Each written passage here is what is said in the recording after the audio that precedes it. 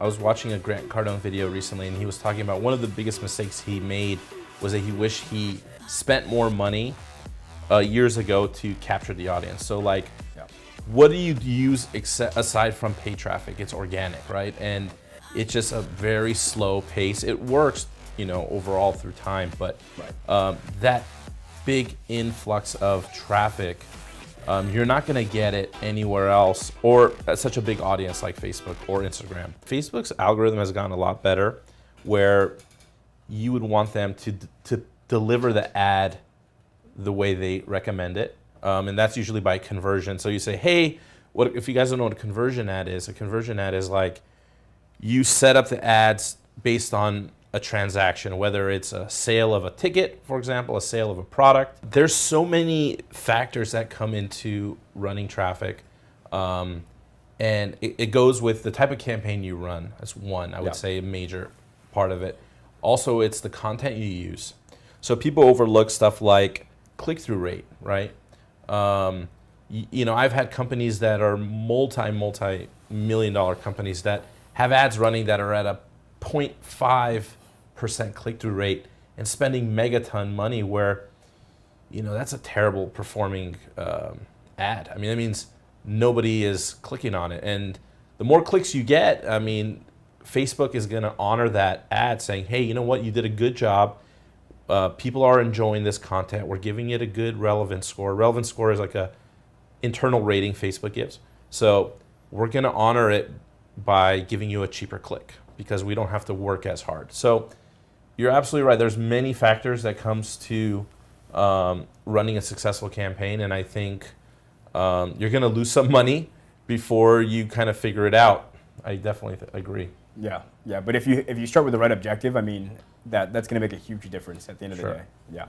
Retargeting is the first thing that we like to do with new clients. It's the lowest of all hanging fruit. It's basically your warmest clients, people who've visited your site but either didn't convert, abandoned the cart, meant they intended to buy but didn't go through the checkout, let's say. And it cost you a few cents to get them to finally convert, and all it was that one extra touch. Didn't really cost me that much to put the second ad in front of them. And it's the difference between paying 10 cents to get them to see another ad and having them actually opt in. We have to now, what the strategy is, we provide 100% value. First ad, it could actually just be full content. It couldn't even, not necessarily even an ad. And then get them engaged into the video, get them engaged into the site. And then our second ad, which would be a retargeting, will have an offer. It's definitely a strategy I recommend.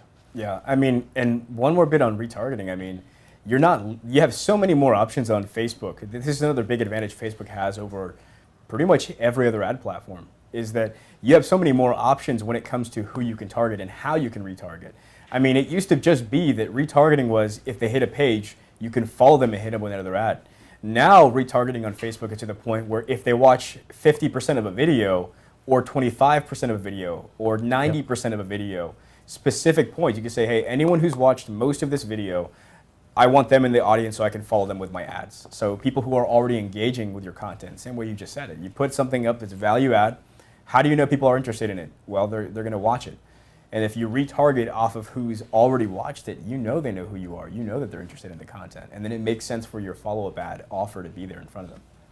Absolutely. So like I said, you want to hit them with a good video and target and build audiences. And let's say even you're small budget and you only have 500 people that watch 90% of your video, you can actually start building lookalike audiences. You could say, hey, you know what? I don't have enough people here, but find me people that resemble this guy or this person.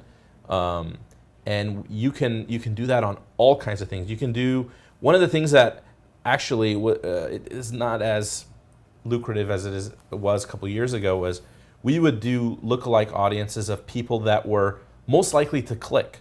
So there is a campaign that is kind of old school. It's called a pay per engagement. A lot of people don't like to use it because what happens is if someone comments on your ad or if someone likes your ad, you pay for that. And you're thinking, why would I want to pay for someone just to like my ad and not even visit the site? But if you can target people who specifically click, who are notorious clickers as opposed to commenters, you can go in and say, get all the people that historically are good at clicking and find me people resemble that. And then actually you can save 35% compared to other campaigns. And that's where your money's at, right?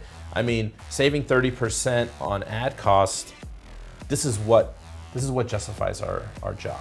I mean, certain things like this that you wouldn't necessarily think works. I mean, by testing, and we have the data. Whoever has the data wins. I always say that because we have the data. We spend the money. We know what works, and our clients benefit from that because of the data that we collect.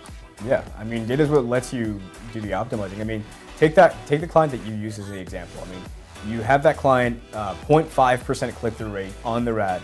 You get that to 1%, right? You just make it a 1% click-through rate. You've now doubled the effectiveness. If they put $10,000 in before, now they're getting $20,000 worth of effectiveness out of that ad. Huge difference, and it's just like little numbers like that.